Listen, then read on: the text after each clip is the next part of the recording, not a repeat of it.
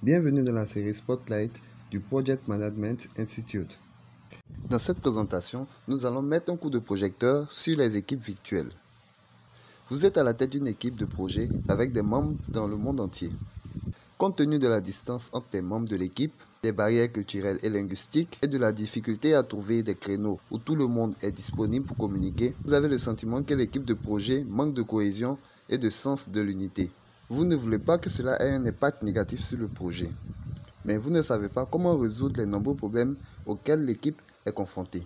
Heureusement, vous pouvez employer quelques stratégies pour favoriser un sens aigu de l'unité, même au sein d'équipes largement dispersées. Étant donné les tendances actuelles d'une économie de plus en plus mondiale, du télétravail, des équipes géographiquement dispersées, ces types d'obstacles sont susceptibles d'apparaître dans d'autres projets. Votre plan de communication global doit donc y répondre. Mais quels sont les obstacles et comment pouvez-vous les surmonter? Malheureusement, ils sont légion et peuvent changer selon la position des équipes individuelles. Les défis de la communication des équipes virtuelles se classent en 3 catégories principales. La première est logistique. Elle comprend les différents fuseaux horaires, les technologies nécessaires pour communiquer, l'accès au réseau, etc. La deuxième est le manque de communication non verbale, en particulier lorsque les équipes virtuelles communiquent seulement par conférence téléphonique, partage d'écran, email et messagerie instantanée. La troisième est la mesure précise de l'engagement des membres de l'équipe ou du ressenti de chacun vis-à-vis de son travail, de son lieu de travail et de ses collègues. Si vous ne parvenez pas à gérer ces 3 facteurs clés, ou si vous les gérez mal, vous serez confronté à des pratiques de communication vagues, un manque de confiance, une productivité réduite et une faible motivation. Heureusement, il existe plusieurs stratégies clés que vous pouvez utiliser pour résoudre ces problèmes. Tout d'abord, essayez de planifier des réunions en face à face autant que possible. Cela peut prendre la forme d'une réunion de lancement en personne.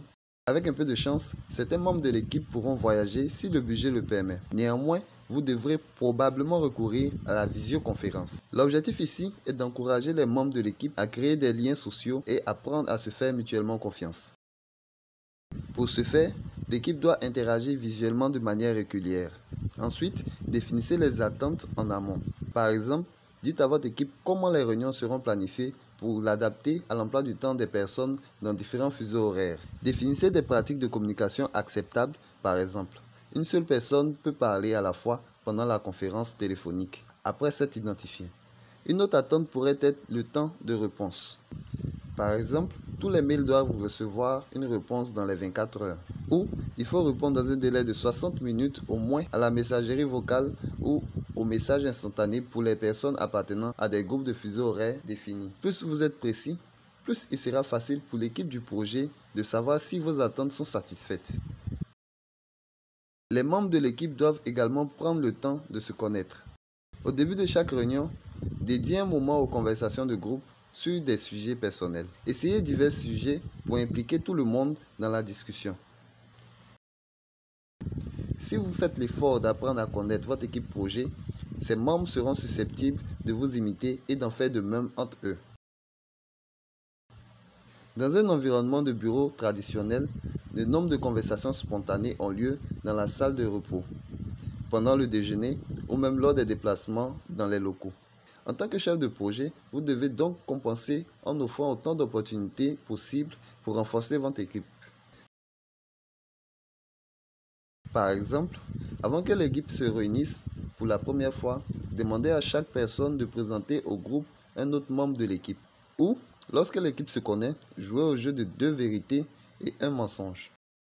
Chaque membre de l'équipe présente 3 énoncés à son sujet et le groupe essaie de déterminer lequel est un mensonge. Ce jeu suscite de nombreux rires, ce qui aide l'équipe à se sentir plus proche. Voilà comment construire une équipe forte, même lorsque les membres se voient rarement. Merci d'avoir utilisé la rubrique Spotlight du PMI sur les équipes virtuelles. Pour plus d'informations sur la certification, l'adhésion et les services du Project Management Institute, visitez notre site internet www.pmi.org.